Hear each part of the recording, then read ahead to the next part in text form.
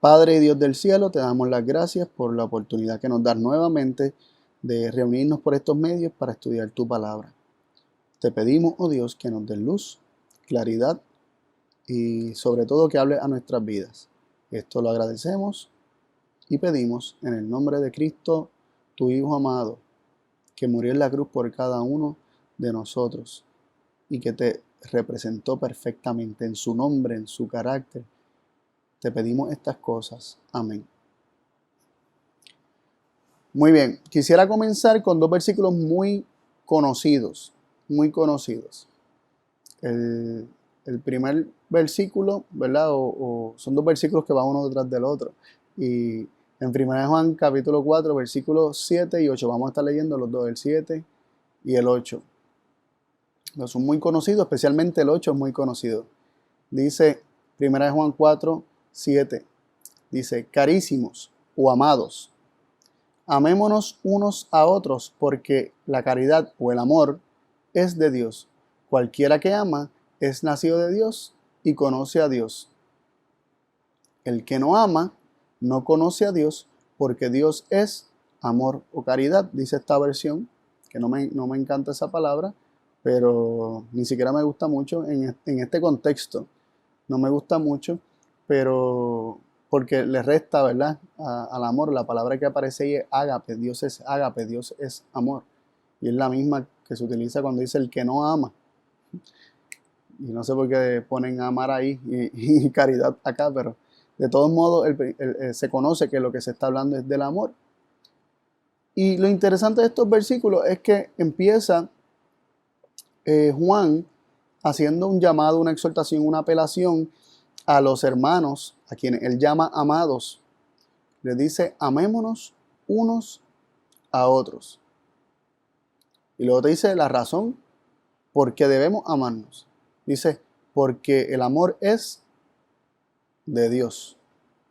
El amor es de Dios.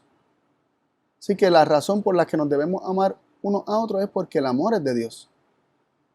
Y luego dice, cualquiera que ama es nacido de Dios y conoce a Dios. Esta declaración es bastante importante y bastante contundente porque nos presenta que si alguno ama es porque nació de Dios y conoce a Dios. Es decir, que únicamente podemos amar cuando hemos nacido de Dios y conocemos a Dios. Sin conocer a Dios y sin nacer de Dios, no nos vamos a amar los unos a los otros, o por lo menos yo no voy a amar a los que están a mi alrededor. Y dice cualquiera que ama. La única forma en que el hombre puede amar y tener amor es naciendo de Dios, porque Dios es amor y naciendo del amor es que el hombre puede comenzar a amar. Pero primero hay que conocer a Dios, ¿no? Primero hay que conocer que Él es amor y nacer de Él para poder amar. Entonces el versículo 8 dice, el que no ama no conoce a Dios.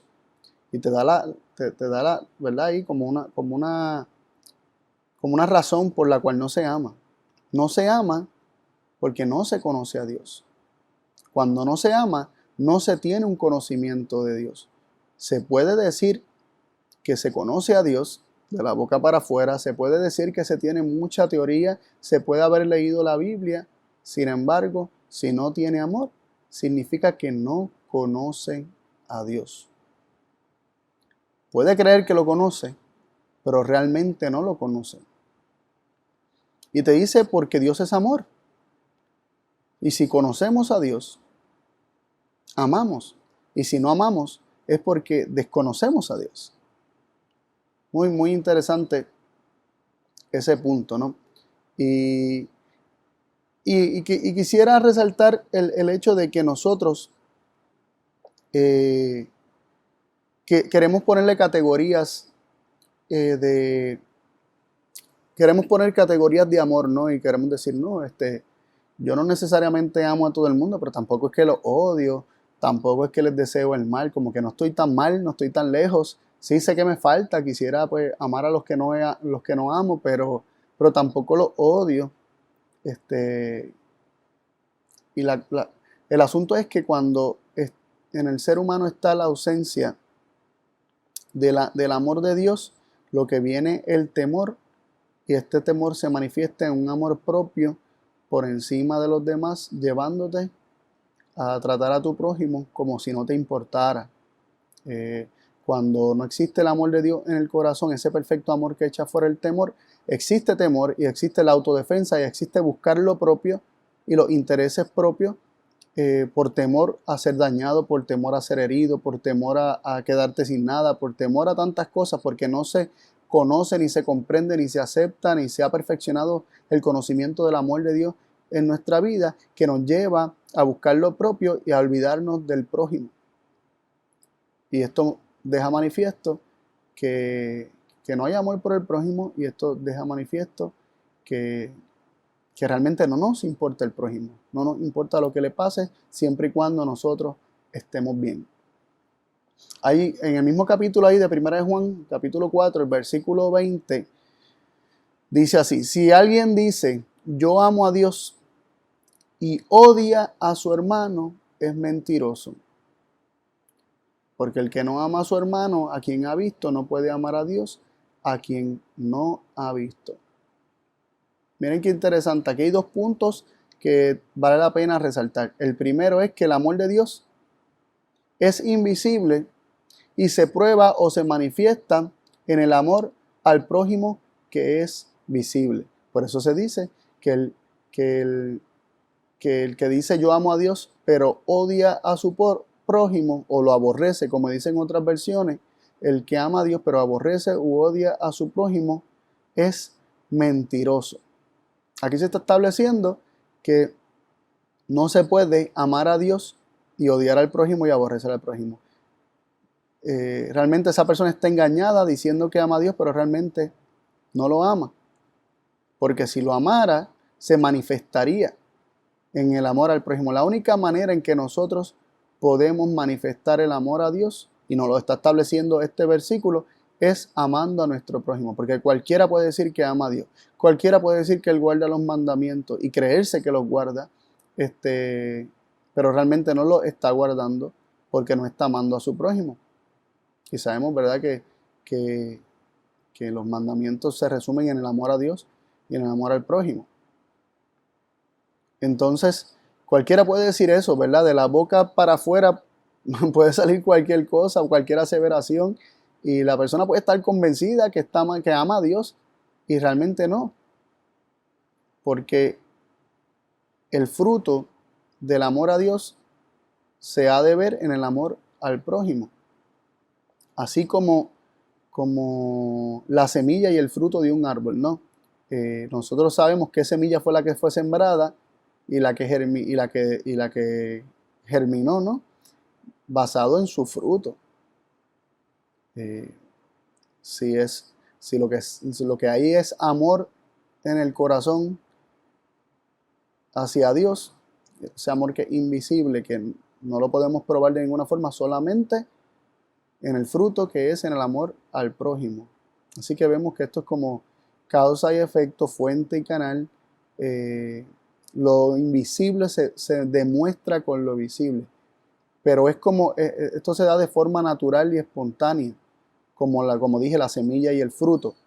No es que yo tengo que sembrar una semilla y también hacer algo adicional para que dé fruto, sino que la semilla que se tenga va a dar fruto. La semilla que se siembre va a dar fruto según su género, según su especie. Y si lo que se tiene es amor, se ha de manifestar en el amor al prójimo. Si se tiene amor hacia Dios y se ha recibido el amor de Dios, y se cree y se conoce ese amor de Dios, se ha de manifestar naturalmente en el fruto de amor para con el prójimo.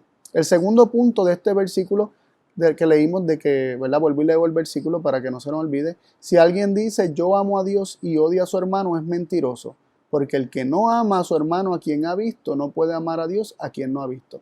El segundo punto es que en la primera declaración, la primera parte de este versículo dice, si alguien dice yo amo a Dios y odia, se utiliza la palabra del odio o de aborrecer, odiar o aborrecer a su hermano, dice que es mentiroso. Y luego dice, porque el que no ama a su hermano Aquí hay algo bien interesante. El odiar a tu hermano, a tu prójimo, es equiparado, igualado, es sinónimo con no amarlo. El no amarlo y odiarlo, bíblicamente, es lo mismo. Eso de que no, yo amo a algunos, ¿verdad? Y puede ser que no tenga sentimientos para otros. No, el no tener sentimientos para otros es lo mismo que odiarlo. Y vamos a estar viendo a la luz de la parábola del buen samaritano por qué esto es así. ¿Por qué el odiar y no amar vienen siendo sinónimos en la palabra de Dios? Y es precisamente porque van a dar el mismo fruto. El no amar y el odiar se ha de manifestar no importándote el mal que le acontezca a tu prójimo, no importándote la salvación de tu prójimo, no importándote el bienestar de tu prójimo o el malestar de tu prójimo. Y vamos entonces a ir a Lucas 10, a la parábola del buen samaritano. Vamos a comenzar a leer desde el versículo 25 y vamos a estar extrayendo algunas lecciones que nos van a ser muy útiles para nuestra vida, no solamente para reflexionar en cuanto a si estamos contemplando y conociendo y creyendo el amor que Dios tiene para con nosotros, pero también van a haber lecciones que nos van a ayudar para saber cómo acercarnos a Dios, para conocer ese amor y conociéndole ser transformado y tener ese amor, nacer de nuevo y tener ese amor como una semilla en nuestro corazón que ha de dar fruto a 100 por 1. Leemos en el versículo 25 de Lucas 10, dice, y he aquí, un doctor de la ley se levantó tentándole y diciendo, maestro, ¿haciendo qué cosa heredaré la vida eterna? Aquí vemos dos cosas que por lo menos para el estudio de nosotros como que resaltan a la vista. Y es la actitud con la que se acercó este doctor de la ley. Se acercó a Jesús como honestamente, sinceramente, se acercó queriendo hallar respuestas para su vida, para su salvación, para sus preguntas sin contestar. ¿Cómo se acercó él? Nos dice el versículo que se acercó tentándole. Así que sus preguntas no eran genuinas, sus preguntas venían cargadas, ¿verdad?, de incredulidad y de malas intenciones, venían ya con preconceptos e ideas que él entendía que conocía y que manejaba y que él no necesitaba aprender más del Señor. Entonces, esto nos lleva a nosotros a preguntarnos cómo nos acercamos a Cristo cuando oramos, cuando pedimos dirección.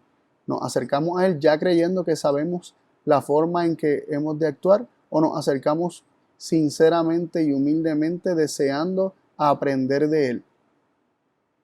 Dispuestos a rechazar cualquier enseñanza que hayamos recibido anteriormente, dispuestos a rechazar eso para aceptar lo que el Señor tiene para decirnos. ¿Cómo nos acercamos a Él? La actitud con la que nos acercamos al Maestro, a Cristo, la palabra de Dios, la palabra viviente de Dios, que nos habla por medio de la palabra escrita, como nos acerquemos a la palabra de Dios, va a determinar muchas veces que recibamos o no más luz, ¿no? Porque el problema no es que Dios no la dé, el problema no es que no esté en la palabra, no haya luz en la palabra, sino que el problema está en nuestra mente, en nuestro entendimiento, que hay tinieblas en nuestra mente.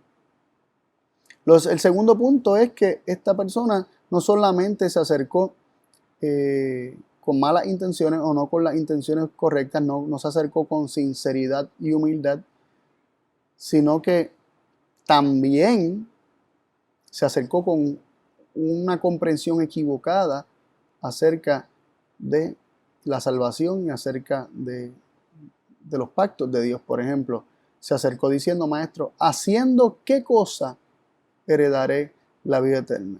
Sino que, o sea, vemos que se ve la salvación, la vida eterna, como un premio que se obtiene a base de algunos actos que se realizan. ¿Cómo me la puedo ganar? ¿Cómo me la puedo ganar? Interesante es que Jesús no le corrige inmediatamente todos estos problemas que están obstaculizando que este hombre reciba luz, sino que va a seguir dialogando con él, y luego le va a establecer una parábola para que él pueda verse a sí mismo, ¿no? Y en lugar de Jesús estar señalándole sus errores, él pueda verlos por sí mismo. Pero es interesante que la palabra de Dios nos deja saber cómo es que debemos acercarnos a Cristo buscando luz, cómo nosotros debemos acercarnos a Él para que Él nos revele su palabra. Y en Juan 7:17 se nos dice lo siguiente: el que quisiere hacer su voluntad conocerá de la doctrina si viene de Dios o si yo hablo de mí mismo. En este contexto Jesús está diciéndole al pueblo: aquel que realmente quiera hacer su voluntad conocerá de la doctrina, de la enseñanza, si viene de Dios o si Jesús hablaba de sí mismo en su contexto. Pero esto claramente nos presenta un principio, que aquel que desea hacer la voluntad de Dios, aquel que realmente quiere vivir para hacer la voluntad de Dios, aquel que quiere recibir revelación, enseñanza de cuál es la voluntad de Dios, porque quiere vivir conforme a ella, porque tiene el deseo de vivir conforme a ella, recibirá conocimiento para determinar qué enseñanza proviene de Dios o cuál viene de los hombres. Cuando Cristo habla de sí mismo, ¿no? Que dice si viene de Dios o si viene de mí mismo, es como que se originó en mí o se originó en Dios, se originó en la carne o se origina en el espíritu. Así que aquí vemos cómo el principio de querer hacer la voluntad de Dios, querer recibir enseñanza para vivir conforme a ello, porque se cree y se sabe que lo que Dios revela es bueno y es perfecto, esa persona va a recibir conocimiento, doctrina, enseñanza de parte de Dios, y se le va a instruir para saber cuál es el camino por el cual se debe andar, y va a ser capacitado para andar fielmente en ese camino. También en Jeremías 29:13 dice lo siguiente: y me buscaréis y hallaréis, porque me buscaréis de todo vuestro corazón. Hay que acercarse al Señor, hay que acercarse a las Escrituras para encontrar esa doctrina, pero hay que hacerlo de todo corazón, no pensando que ya tenemos las respuestas y simplemente estamos buscando una confirmación para nuestra respuesta. No, es acercarnos para que Dios sea quien nos revele el significado de las palabras, y reconociendo que aún ese acercarnos y buscar proviene de Dios motivándonos por medio de su Espíritu a buscarle. Porque claro está, en Romanos 3:11 dice: no hay quien entienda, no hay quien busque a Dios. El ser humano por sí mismo no puede entender correctamente la palabra. Lo que va a encontrar va a ser solamente un reflejo de sí mismo. Va a encontrar doctrinas y enseñanzas propias en la Escritura, no va a ver las de Dios. No va a ver las de Dios, porque por sí mismo las cosas espirituales se disciernen espiritualmente, como dice la palabra, y la carne no puede comprender las cosas que son de Dios. No hay quien entienda, no hay quien busque a Dios. Aquel que va a la palabra en la actitud correcta y se acerca a las Escrituras con la actitud correcta, es porque reconoce que no tiene nada bueno en sí mismo, y reconoce que en ella hay palabras de Dios, y también confía en que Dios le ha de revelar las cosas, y que es Dios mismo el que lo está motivando e inquietando a abrir la palabra para conocerle. Así que no hay mérito alguno en el hombre, simplemente el acto de fe de responder a las impresiones del Espíritu de Dios.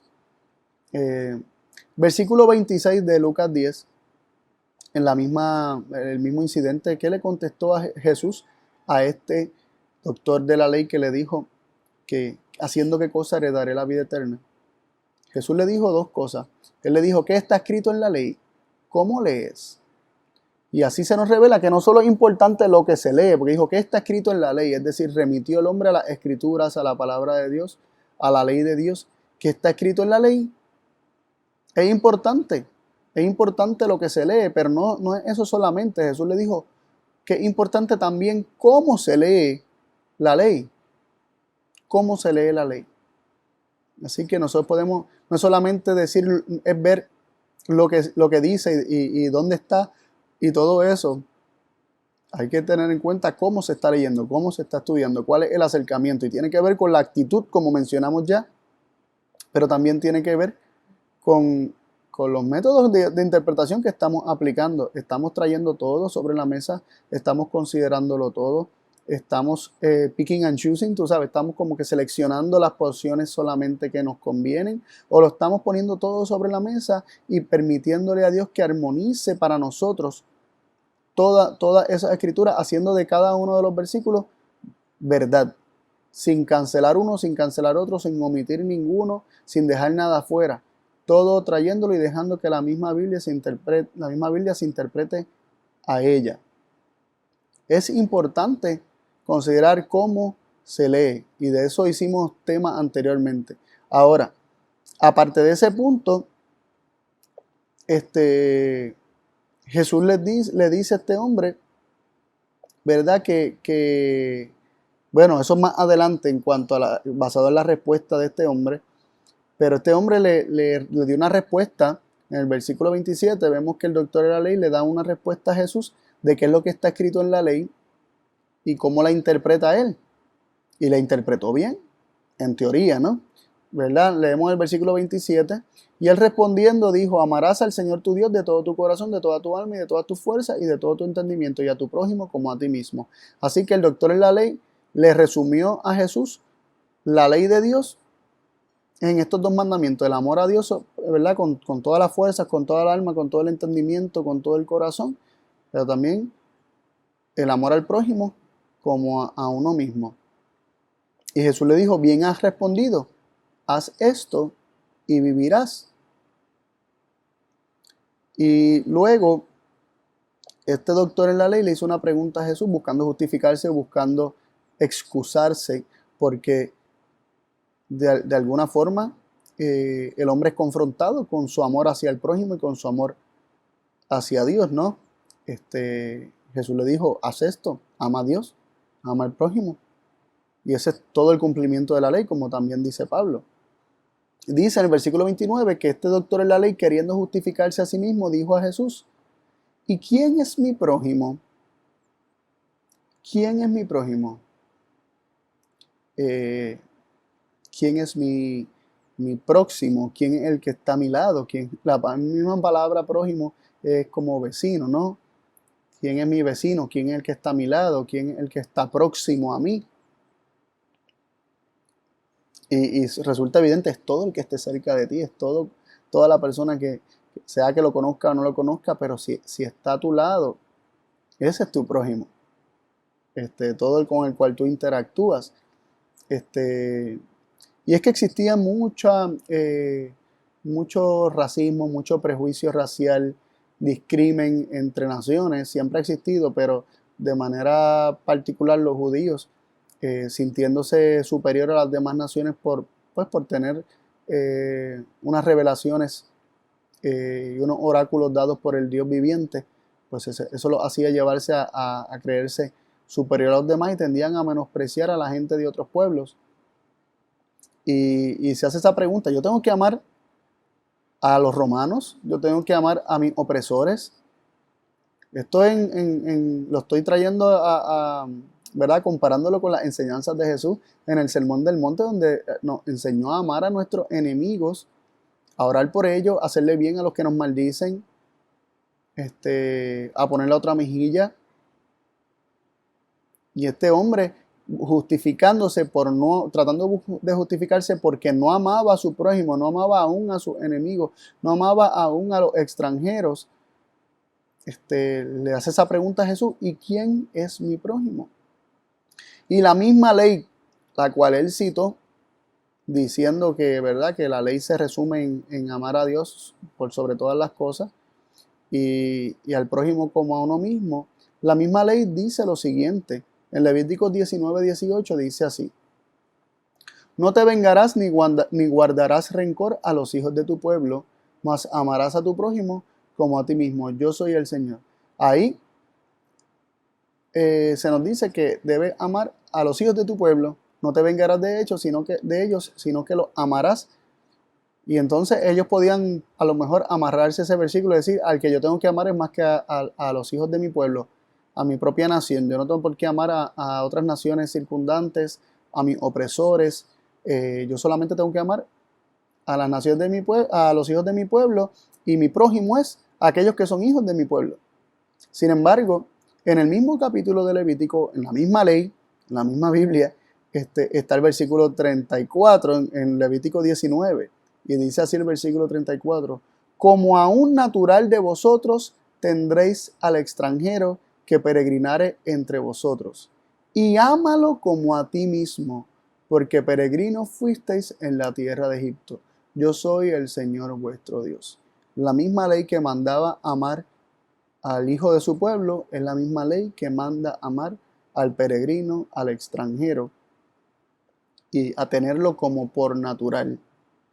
Interesante, ¿no? Así que la misma ley provee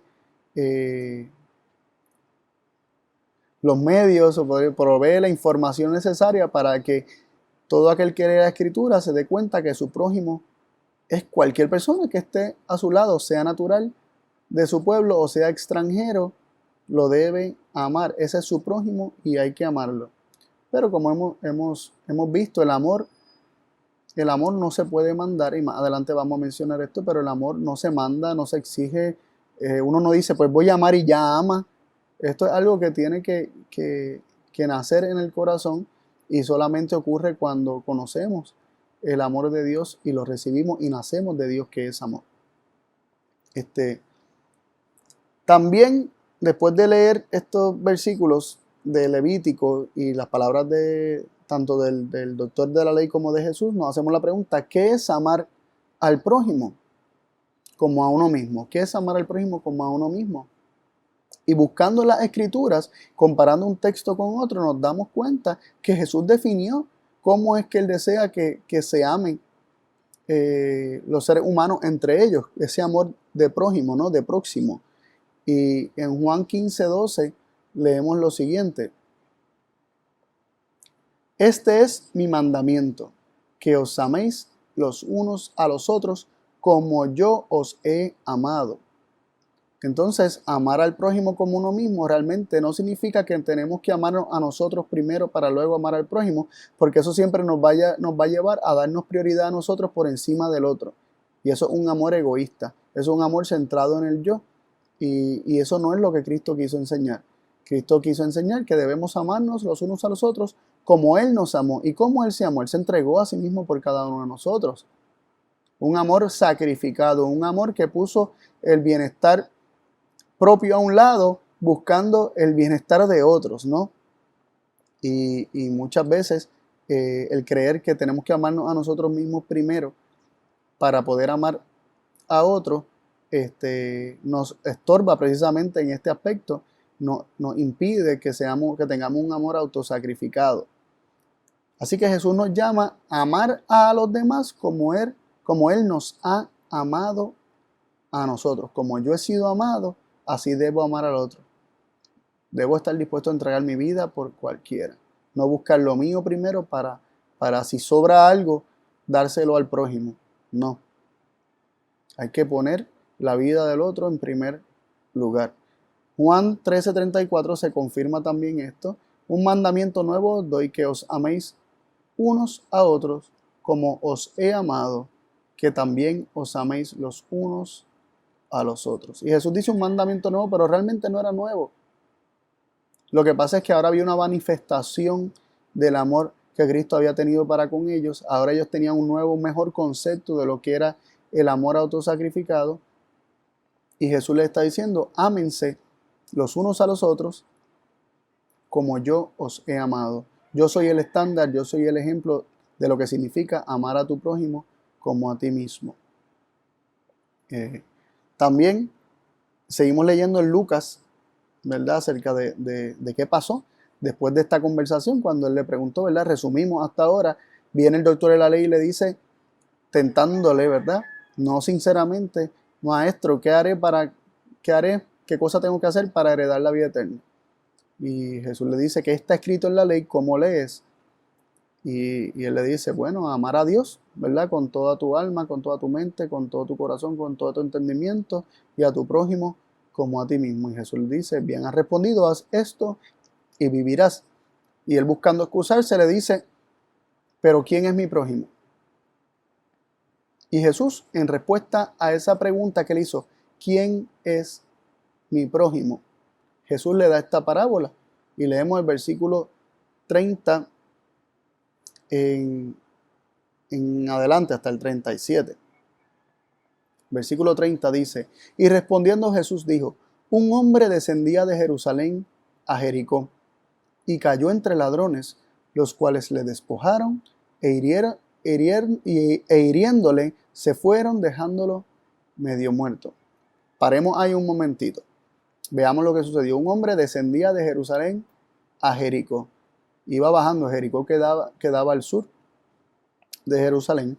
Y entonces iba por un camino de Jerusalén hacia Jericó y cayó entre ladrones. ¿Y qué hicieron estos ladrones? Estos hombres que tenían malas intenciones. Le despojaron, le hirieron, dicen, le despojaron e hiriéndole. ¿Qué más dice que hicieron? Se fueron y lo dejaron medio muerto. Hay 4 cosas que se presentan que se hizo. Despojaron, le hirieron, se fueron y lo dejaron medio muerto. Así que esto fue lo que hicieron los ladrones que tuvieron malas intenciones y su vida, la vida de ese hombre no tenía valor ante sus ojos. No le importó que eso era una vida humana, simplemente querían obtener algo y fue más importante el obtener algo que la vida de esa persona. Ahora, se sigue contando, Jesús procede a contar otros acontecimientos que sucedieron, ¿verdad?, con esa persona. Versículo 31 de Lucas 10 nos dice, y aconteció que descendió un sacerdote por el mismo camino de Jerusalén a Jericó. Venía descendiendo por el mismo camino este sacerdote y viéndole pasó de largo.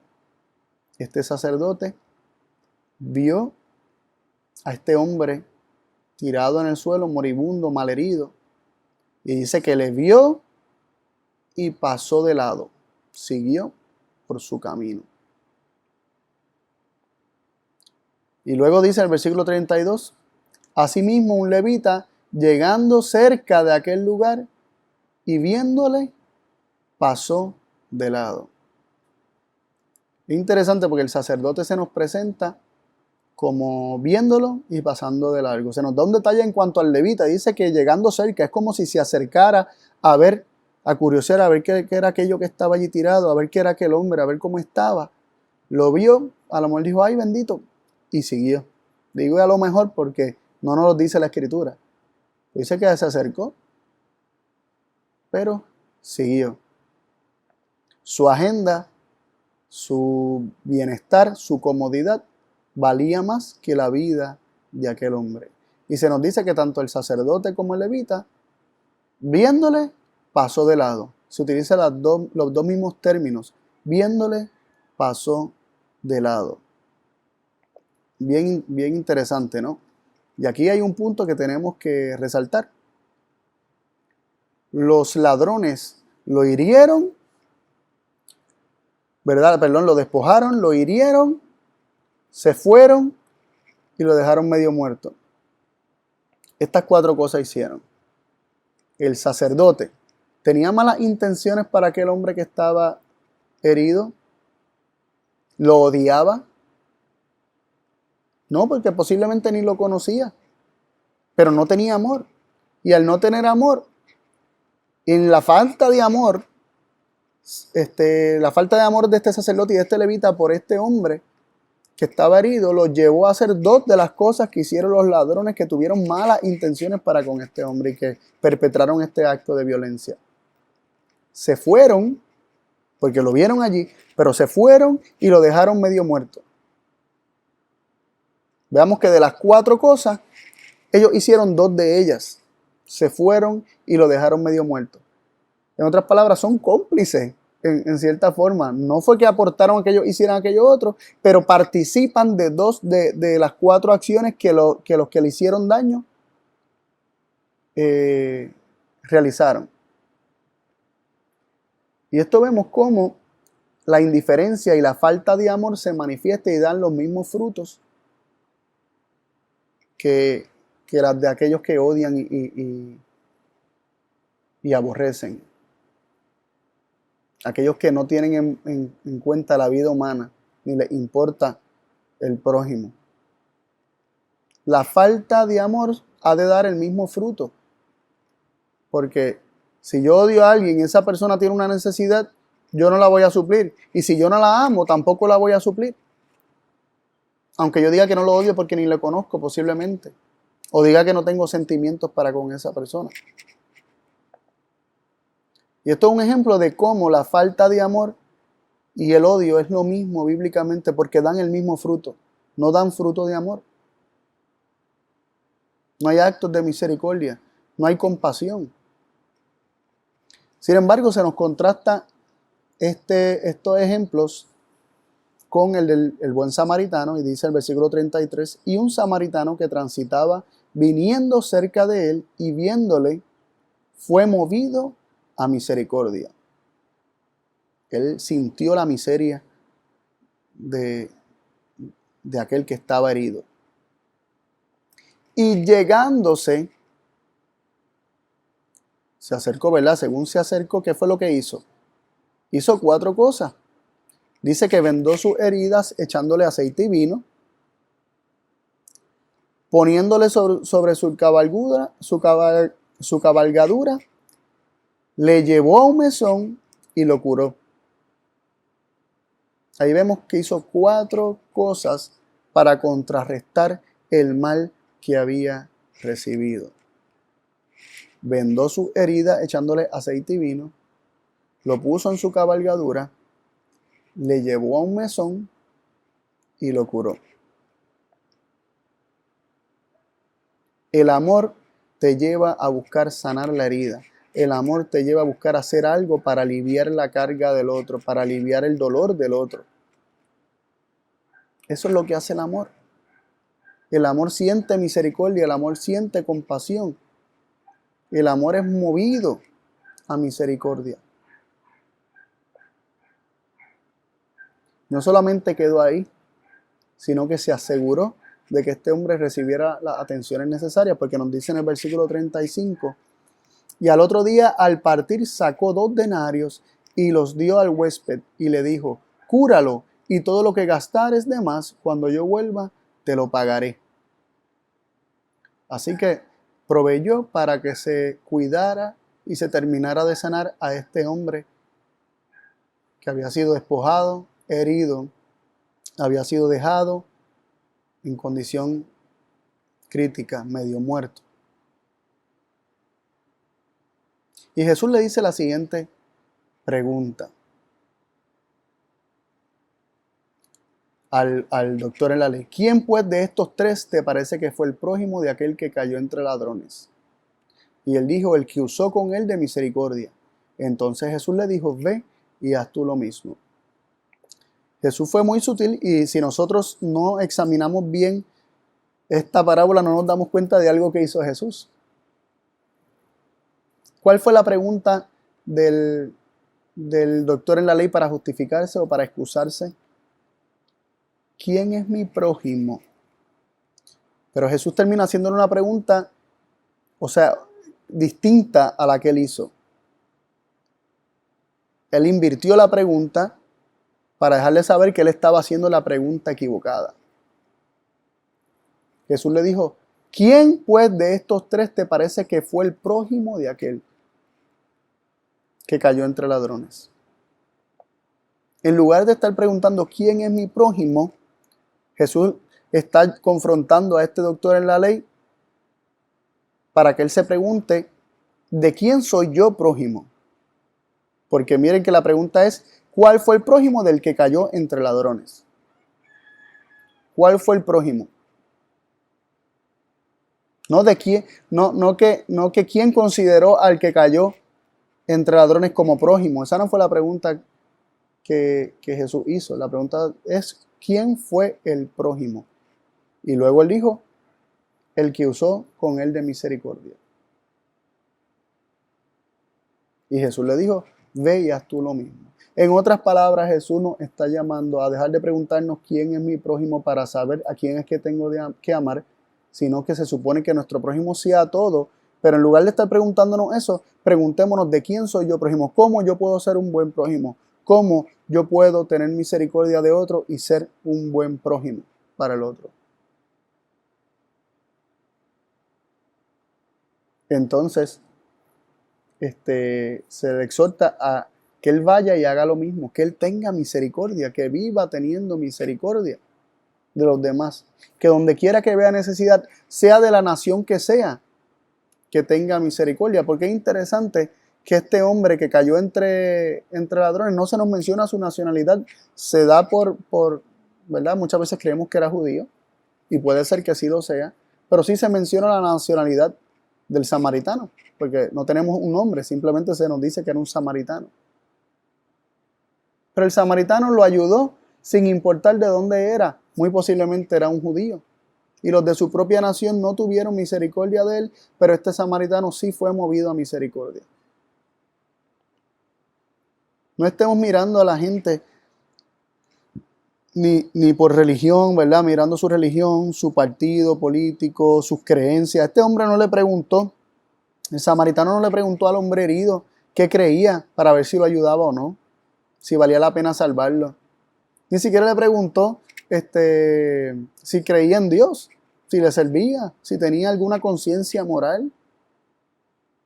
Simplemente vio una necesidad y fue movido a misericordia. Ve y haz tú lo mismo. Sé tú el prójimo. No estés buscando quién es tu prójimo para saber a quién tienes que amar.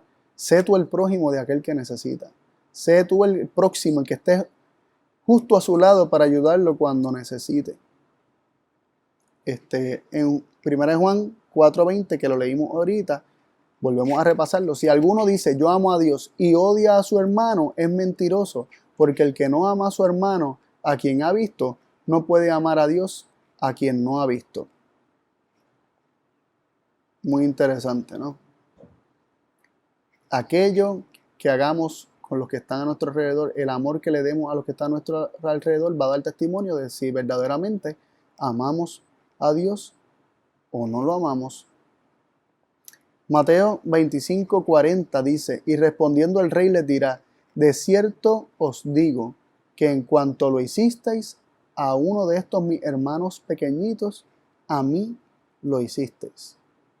Cuando amamos a nuestro prójimo y somos movidos a misericordia con cualquier persona que necesite, estamos manifestando el amor que tenemos para con Cristo.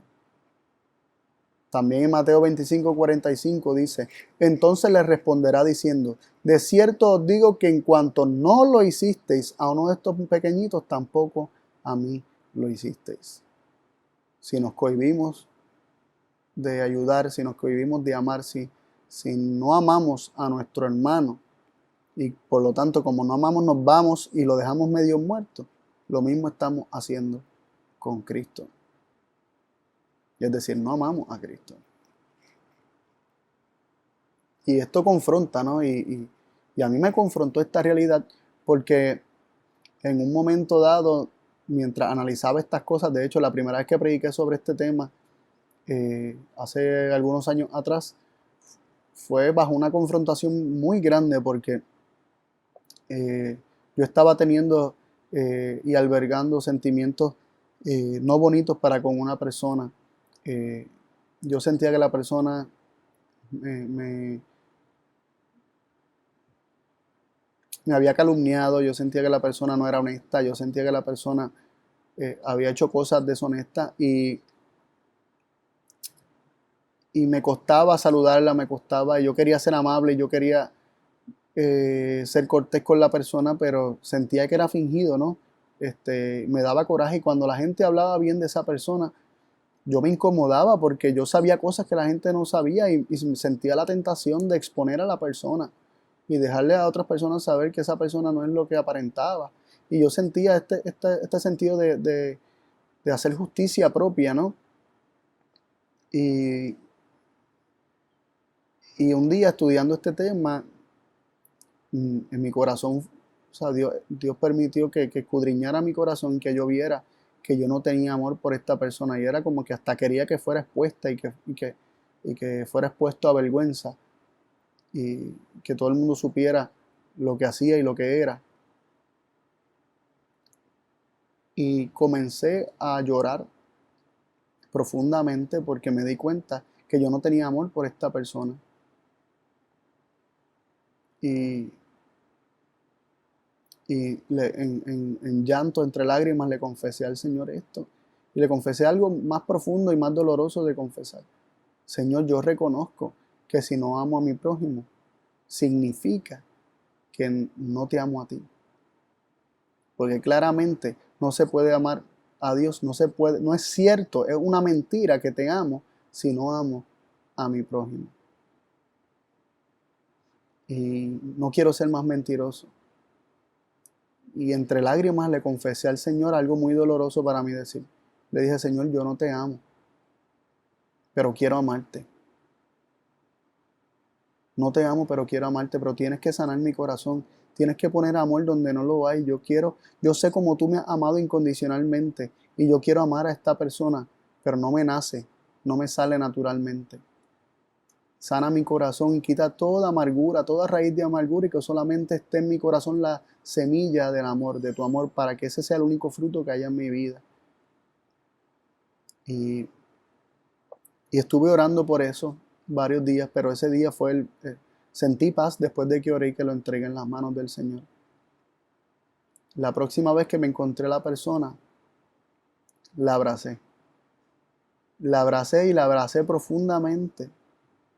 Y mientras la abrazaba, tuve la sensación más hermosa de sentir que estaba abrazando a Jesús mismo.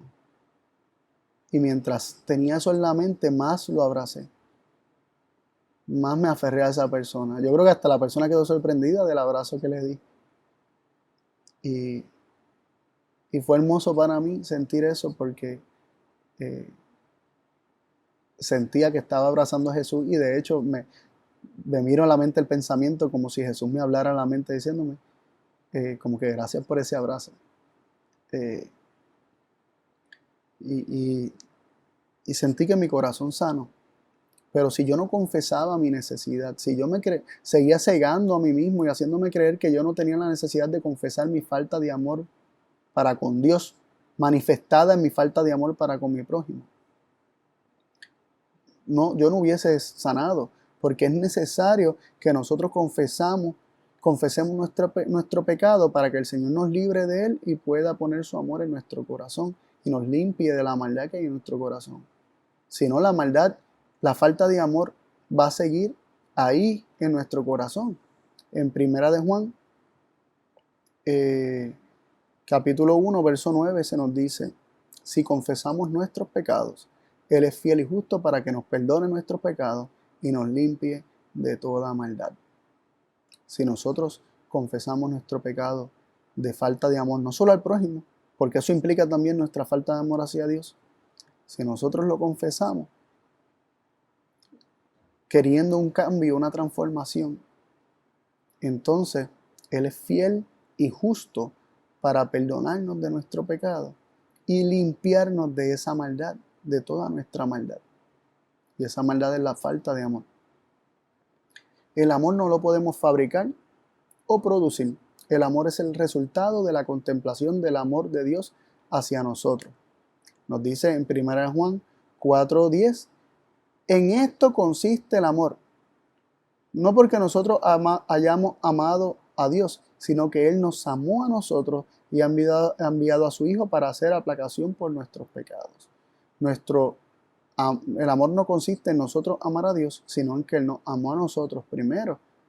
Y también 1 Juan 4:19 dice, nosotros le amamos a Él porque Él nos amó primero.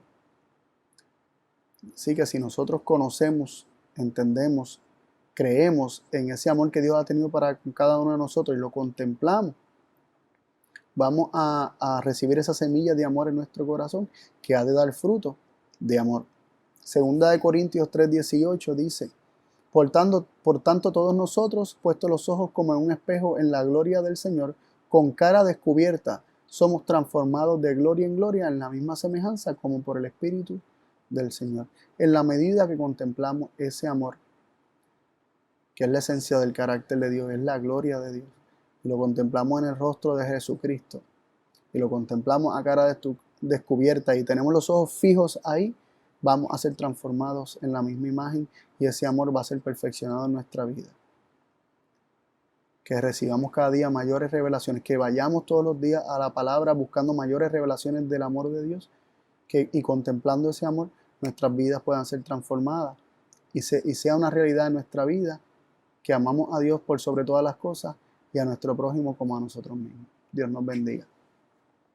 Padre y Dios de amor, gracias por tu palabra y gracias por estas enseñanzas preciosas. Te pido, Dios, que seas con nosotros en nuestro diario vivir, en nuestro caminar, que podamos avanzar conociéndote, amándote y amando a nuestro prójimo. Pongo en tus manos a todos aquellos que vieron este mensaje, para que tú los bendigas y los ayudes en su caminar diario contigo.